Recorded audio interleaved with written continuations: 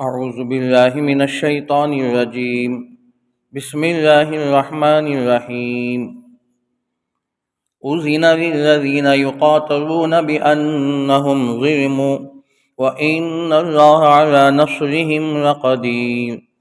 الذين أخرجوا من ديارهم بغير حق إلا أن يقولوا ربنا الله ولولا دفع الله الناس بعضهم ببعض لهدمت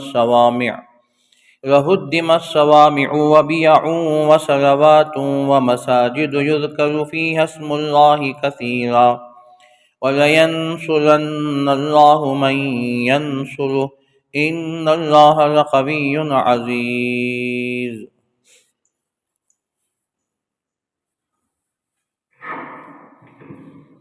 پناہ مانگتا ہوں میں اللہ کے شیطان مردود سے. بسم اللہ الرحمن الرحیم. شروع کرتا ہوں میں اللہ کے نام سے جو بڑا مہربان نہایت رحم والا ہے. اذن للذین یقاتلون، اجازت دی گئی ان لوگوں کو جو قتال کیے گئے، بأنہم ظلموا، اس سبب سے کہ ان پر ظلم ہوا، وإن اللہ علی نصرہم لقدیر، بے شک اللہ تعالیٰ ان کی مدد پر قدرت والا ہے. الذین اخرجوا من دیارہم بغیر حق، وہ لوگ جو نکالے گئے ان کے گھروں سے ناحق، الا ان یقولوا ربنا اللہ، مگر یہ کہ وہ کہتے تھے ہمارا پروردگار اللہ ہے. ولولا دفع اللہ الناس بعضهم ببعض، اور اگر اللہ دفع نہ کرتا لوگوں کو بعض کو بعض سے، لہدمت صوامع، تو ضرور ڈھا دیے جاتے عبادت گاہیں، وبیع، مدرسے، وصلوات، مساجد، وصلوات، اور مدرسے، ومساجد، اور مسجدیں، یذکر فیہا اسم اللہ کثیرا، جس میں اللہ کا نام لیا جاتا ہو بہت زیادہ. وَلَيَنْصُرَنَّ اللَّهُ مَن يَنْصُرُهُ، اور اللہ ضرور مدد کرے گا اس کی جو اس کی مدد کرتا ہے. ان اللہ لقوی عزیز، بے شک اللہ تعالیٰ زبردست طاقت والے ہیں.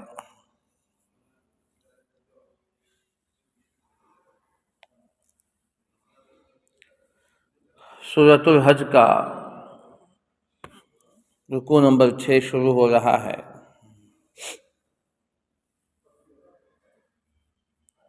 جس میں اللہ تعالیٰ نے مسلمانوں کے مکی دور اور مدنی دور کو ذکر فرما رہا ہے.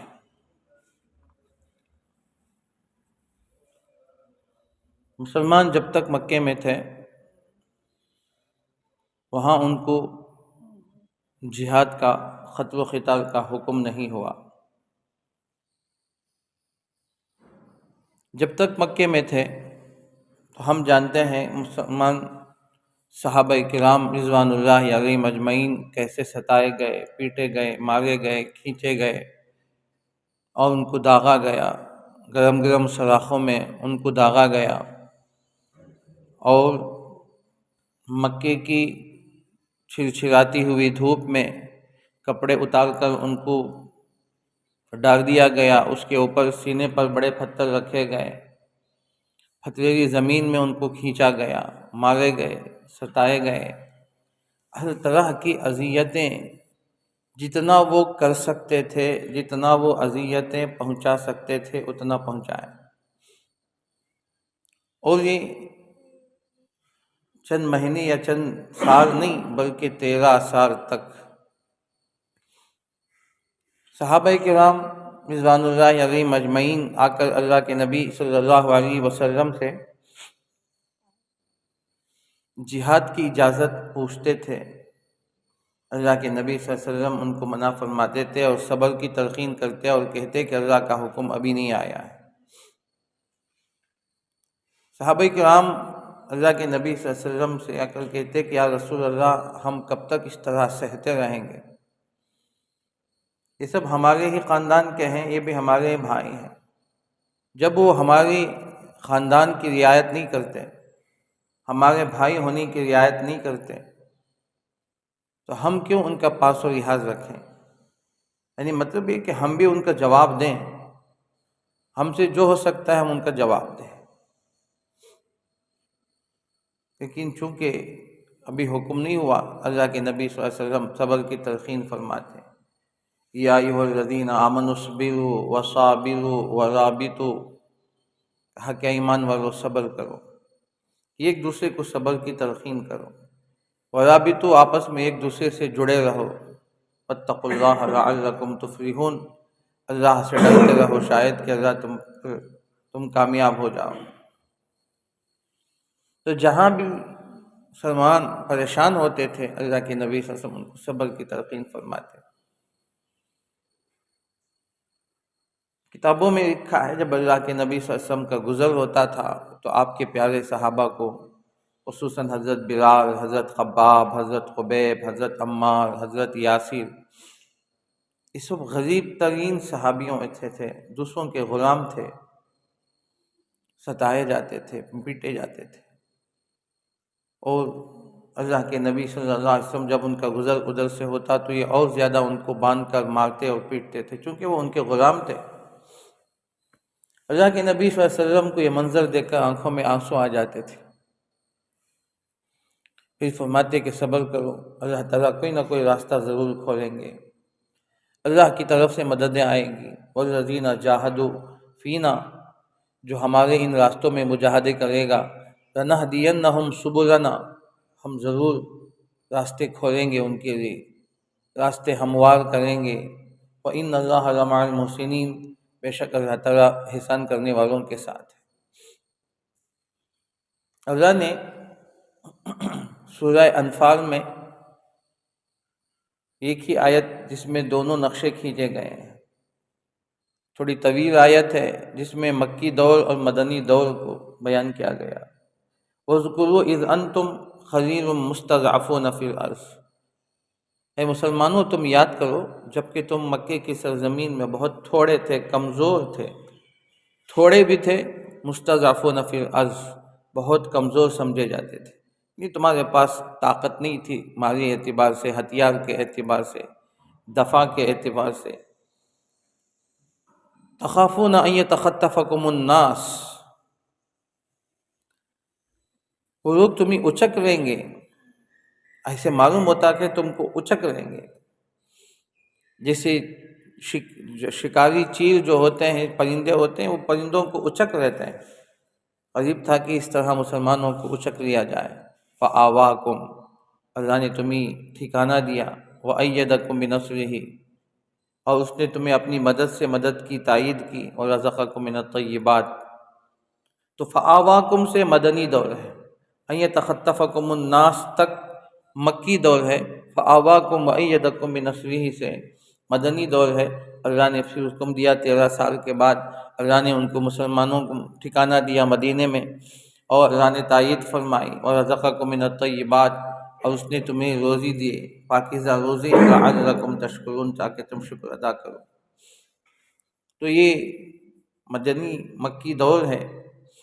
تو صحابہ کرام رضوان اللہ علیہم اجمعین آتے تھے، اللہ کے نبی صلی اللہ علیہ وسلم ان کو صبر کی تلقین فرماتے، یہاں تک کہ ایک وقت آیا اللہ تعالیٰ نے 13 سال کے بعد ان کو ہجرت کا حکم دیا کہ اب یہاں رہنے کی ضرورت نہیں، یہاں سے نکل جاؤ۔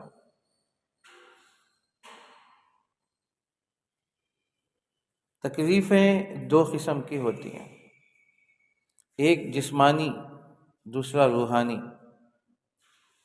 ان لوگوں نے اب تک جو 13 سال تکلیفیں پہنچائی یہ جسمانی تھی، مارا پیٹا، داغا دیا، اور ان کے بدن کو لوہے کے گرم سلاخوں سے تپایا گیا، ان کے گوشت چربی کے ساتھ بہہ کے نکل جاتے تھے، ان کی کمر میں گوشت نہیں ہوتے تھے، باندھ کر تیروں سے چھری کرتے تھے، تیروں سے ان کو زخمی کرتے تھے۔ یہ جسمانی تکلیفیں تھیں۔ اب اللہ کی طرف سے بڑی آزمائش اور آخری آزمائش تھی ہجرت کا، یہ روحانی تکلیف ہے۔ کوئی بھی آدمی اپنے گاؤں کو، اپنے وطن کو چھوڑ نہیں سکتا، یہ طبیعی چیز ہے آدمی کو اپنے وطن سے محبت ہوتی ہے، اپنے شہر سے، اپنے محلے سے، اپنے خاندان سے، اپنے بیوی بچوں سے، اپنے گھر سے، اپنے معاشرے، چاہے وہ کیسا بھی معاشرہ ہو، فطری طور پر، طبعی طور پر انسان کو اپنے وطن سے محبت ہوتی ہے۔ اب اللہ تعالیٰ نے ان کو یہ حکم دیا ہجرت کا، کوئی معمولی بات نہیں، ہم آسانی سے کہتے ہیں کہ ہجرت کا حکم ہوا، وہاں جانے کے بعد اللہ کی مددیں ہوئی، یہ سب ٹھیک ہے۔ اللہ نے انصار صحابہ کو پیدا کیا، وہ اپنے سے زیادہ اپنے مہاجر بھائیوں کی انہوں نے مدد کی، اپنی پرواہ نہیں کی، اپنے مہاجر بھائیوں کی انہیں مدد کی، یہ سب ٹھیک ہے، لیکن آزمائش کی گھڑیاں کوئی معمولی نہیں تھی۔ اب کہا کہ نکل جاؤ یہاں سے، ایک تو پہلے سے جنگ کا حکم نہیں تھا، اب نکل جاؤ، لیکن اللہ کی حکمتیں اس کے پیچھے ہیں، اللہ کی مصلحتیں ان کے پیچھے ہیں، لیکن اللہ کا حکم ہو رہا ہے کہ نکل جاؤ۔ صحابہ کرام کا وہ ایمان تھا، اللہ اس کے رسول کے ایک حکم پر سب کچھ انہوں نے قربان کیا، اب تک تکلیفیں سہتے رہے، برداشت کرتے رہے، اب وطن کو چھوڑنے کا حکم ہوا تو نکل گئے۔ اب حال یہ ہے، مفسرین نے جو نقشہ کھینچا ہے، فرمایا کہ ایک گھر میں باپ ہے، اپنی بیوی بچوں کو چھوڑ کے جا رہا ہے، گھر کو چھوڑ کے جا رہا ہے، اپنی جائیداد، اپنی پراپرٹی کو چھوڑ کے جا رہا ہے، اپنی زمینیں، اپنے باغات، اپنی کھیتی کو چھوڑ کے جا رہا ہے، اپنا جو کچھ سامان ہے، زندگی بھر کا انہوں نے جو کچھ کمایا ان کو چھوڑ کے جا رہے ہیں۔ دوسری طرف عورتیں اپنی شوہر کو، اپنے چھوٹے معصوم بچے ان کے گودوں سے چھین لیے گئے، پھر بھی وہ نکل گئے۔ سینکڑوں واقعات اس قسم کے بھی ہیں۔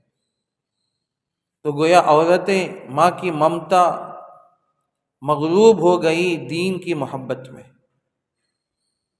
کہنا بہت آسان ہے، ماں کی ممتا مغلوب ہو گئی دین کی محبت میں، اللہ اس کے رسول کے لیے۔ تو کتنی عورتیں ہیں ان کے ہاتھوں سے شیرخوار بچے چھین لے گئے، کہا کہ یہ بچہ تو ہمارا ہے، یہ ہمارے بھائی کی نشانی ہے، تم نہیں لے جا سکتی، تم جانا ہو تو جاؤ۔ اس ماں پر کیا گزر رہی ہوگی، اس بچے پر کیا بیت رہی ہوگی، جو بچہ نہیں جانتا مجھے کیوں چھینا جا رہا ہے، مجھ سے میری ماں کیوں چھینی جا رہی ہے، مجھ سے ماں کا الگ کیوں جا کے آ رہا ہے، اور مجھے اپنی ماں چھوڑ کے کیوں جا رہی ہے۔ دیکھ، عورت سب کچھ قربان کر سکتی ہے، لیکن وہاں اپنا ہتھیار ڈال دیتی ہے جہاں بچے کا مسئلہ آتا ہے۔ لیکن ایسے واقعات موجود ہیں کہ صحابیات کے انہوں نے بچوں کو بھی قربان کیا، چلے گئے۔ یہ حال ہے۔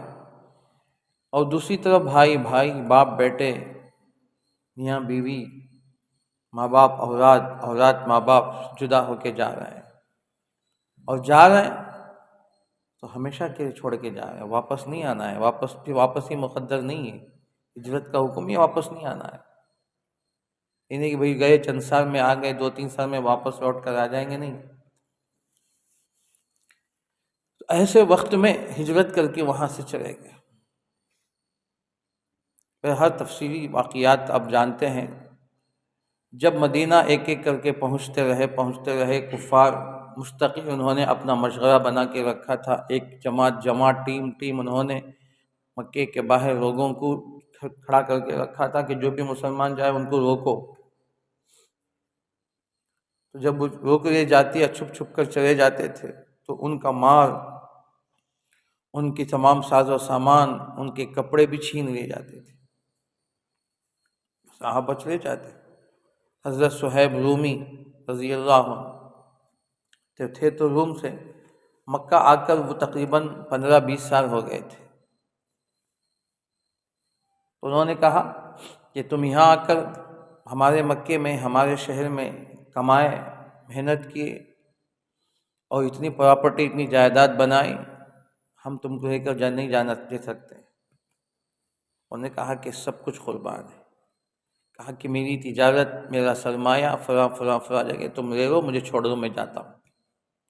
تو خود انہوں نے بتا دیے کہ میرا مال، میری پراپرٹی کہاں کہاں ہے، میری جائیداد کہاں ہے، تم قبضہ کرو، تم لے لو، تم لے لو، تم لے لو۔ تنے تنہا چلے گئے۔ وَمِنَ النَّاسِ مَن يَشْرِي نَفْسَهُ ابْتِغَاءَ مَرْضَاتِ اللَّهِ، ان کے بارے میں آیت نازل ہوئی۔ اللہ کی خوشنودی کے خاطر سب کچھ انہوں نے قربان کر کے آئے، کافروں سے بے شرا کر کے آئے کہ تم لے لو، جو کچھ لینا ہے لے لو۔ تو ایسے واقعات ہیں۔ تو صحابہ کرام نے اپنی تمام تر چیزوں کو چھوڑا اور چلے گئے، یہاں تک کہ پیروں پہ جوتے نہیں تھے، بدن پہ سوائے ایک کپڑے کے کچھ اور نہیں تھا، کھانے کا کوئی نظم نہیں تھا، اور پیدل نکل گئے، نہ سواری نہ کچھ، پتے کھاتے ہوئے چلے گئے۔ ہر لمبی تفصیلات یہاں علماء نے، مفسرین نے بیان فرمایا ہے۔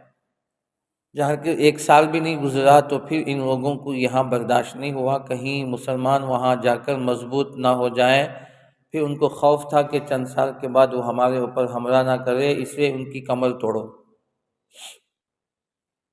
ان کی اجتماعیت نہیں ہونی چاہیے۔ کافروں نے منصوبہ کیا، اب یہ لوگ ایک ایک کر کے یہاں سے جا رہے ہیں، ہمارے جوان جا رہے ہیں، ہو سکتا ہے چند سال کے بعد سب متحد ہو جائیں، ایک قوت بن جائے انصار کے ساتھ مل کر، پھر ہمارے اوپر حملہ نہ کر دے، پہلے ہی تم آگے بڑھو۔ تو ایک ہی سال کا عرصہ گزرا تھا، 11 مہینے گزرے تھے، ایک سال بھی مکمل نہیں ہوئے پائے، انہوں نے جنگ بدر کا اعلان کر دیا، جنگ کا اعلان کر دیا کہ ہم آ رہے ہیں، مسلمانوں کی اینٹ کی اینٹ بجا دیں گے۔ ان کو یہ خوف تھا کہ ابھی مضبوط ہونے سے پہلے ان کی کمر توڑو، ان کی جڑوں کو کھوکھلا کر دو، اس لیے کہ یہ لوگ یہاں سے نکل رہے ہیں تو جا کر کہاں جمع ہو رہے ہیں؟ مدینے میں جمع ہو رہے ہیں۔ اب مدینے میں سب مہاجر جمع ہو رہے ہیں، پہلے سے وہاں انصار کی ایک بڑی جماعت ہے، اب دونوں قوتیں مل کر بڑے مضبوط ہو جائیں گے۔ تو اس وقت اللہ تبارک و تعالیٰ نے اب اجازت دی، یہ آیت ہے اذن للذین یقاتلون بانہم ظلموا، اجازت دی گئی ان لوگوں کو قتال کی۔ مفسرین کرام نے، مفتی شفیع صاحب رحمۃ اللہ نے لکھا ہے پہلی آیت ہے جہاد، آیت جہاد کا ہے یہ پہلی، اس کے بعد سے بہت سی آیتیں آئیں جو سورہ بقرہ میں، دیگر جگہوں میں اور سورہ انفال میں مختلف آیتوں میں ہے۔ یہ پہلی آیت ہے، ان کو اذینا، اجازت دی گئی، للذین، ان لوگوں کو، یقاتلون، جو قتال کیے جاتے ہیں، کیوں؟ بانہم ظلموا، اس سبب سے کہ ان پر ظلم ہوا ہے، اب پھر دوبارہ ظلم کرنا چاہتے ہیں تو اب برداشت نہیں ہوگی۔ 13 سال میں تم نے کیا تو کیا،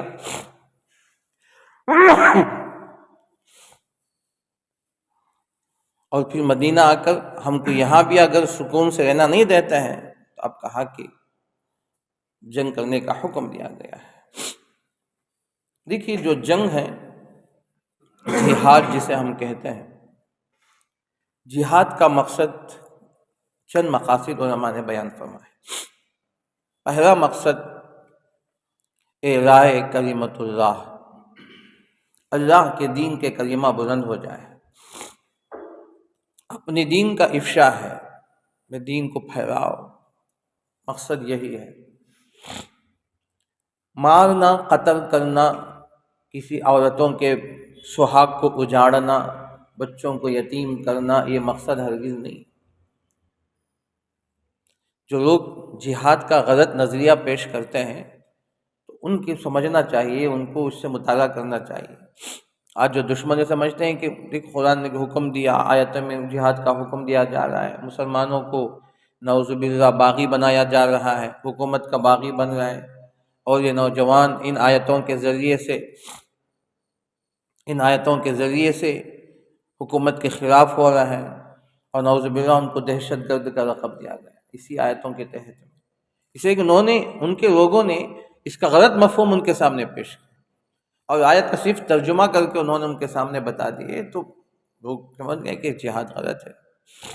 تو جہاد کا مقصد یہ نہیں، جہاد کا پہلا مقصد یہ کہ اعلاء کلمۃ اللہ، اپنے اللہ کے دین کو بلند کرنا۔ دوسرا مقصد تحفظ دین کی حفاظت، یہ بے حد ضروری ہے۔ اللہ نے ہمیں جو دین دیا ہے، اللہ نے جو ہمیں ایمان دیا ہے، اس کی حفاظت بے حد ضرورت ہے۔ تحفظ دین، اس کی حفاظت کا اتنی بڑی نعمت ہے، یہی ہماری کامیابی ہے۔ ذالک ھو الفوز العظیم، یہی بڑی کامیابی، اس سے بڑی کوئی کامیابی نہیں ہے۔ تو تحفظ دین دوسرا مقصد ہے، دین کی حفاظت کرنا، دین کی حفاظت کی جائے۔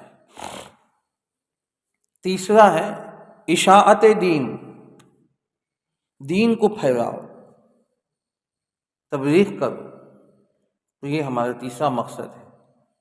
اشاعت دین ہے، دین کی اشاعت کرنا ہے۔ یہ تین اہم امور ہیں، مقصد ہیں، اعلاء کلمت اللہ، تحفظ دین، اشاعت دین۔ اب ان راستوں میں اگر کوئی مانع بنتے ہیں، رکاوٹیں پیدا کرتے ہیں، جان بوجھ کر رکاوٹیں پیدا کرتے ہیں، تو اب جہاد ان سے دفاع کرتا ہے، یہ دفاعی جہاد ہے۔ اپنی جان بچانا ضروری ہے۔ اگر کوئی آدمی اچانک مجھ پر مارنے آئے، مجھے مارنے آئے، تو میں کیا کروں گا؟ ہاتھ باندھ کے بیٹھا رہوں گا؟ ظاہر بات ہے یہ مرد کی مردانگی کے خلاف ہے۔ اپنی طاقت سے اس کے دفاع کرے گا، ہاتھ پیر سے، اس کے پاس جو بھی چیزیں ہیں تو اسے دفاع کرے گا۔ اور مارنے والا جس چیز سے مار رہا ہے، ہاتھ سے مار رہا ہے، تو ہم ہاتھ سے دفاع کریں گے۔ اگر کوئی لکڑی وغیرہ لے کر مار رہا ہے تو ہم بھی اٹھائیں گے، اگر وہ ہتھیار اٹھا رہا ہے تو ہم بھی ہتھیار اٹھائیں گے۔ تو اس کو دفاع کہتے ہیں۔ اور دفاع کا مقصد یہ ہے، دفاع کا مطلب یہ ہے کہ کوئی آدمی آگے بڑھ کر پہل کر کے نہ جائے، بھئی ہمارا دین سچا ہے، اسے ہم جاؤ جسے چاہے مارو، گردن مار دو، ہمارا دین آسمانی دین ہے، سچا دین ہے، اسے ہم جو کافروں کو گردن مارتی جاؤ، نہیں، یہ شریعت نے کبھی حکم دیا ہی نہیں۔ تو اس لیے جب بھی جہاد کا حکم ہوا ہے تو پہل کافروں نے کی ہے۔ اس کے بعد اللہ کے نبی صلی اللہ علیہ وسلم نے ان کا دفاع کے لیے تشریف لے گئے، کبھی بدر میں، کبھی احد میں، کبھی حنین میں، کبھی تبوک میں، کبھی یرموک میں، کبھی حنین میں، اور اللہ کے نبی صلی اللہ علیہ وسلم مختلف مقامات پر دفاع کے لیے گئے۔ خندق، جو اتنا بڑا خندق کھودا گیا، یہ مسلمانوں کے دفاع کے لیے، تاکہ مدینے کی حفاظت ہو جائے، مدینے والوں کے مرد عورتوں کے بچوں کی خواتین کی حفاظت ہو جائے۔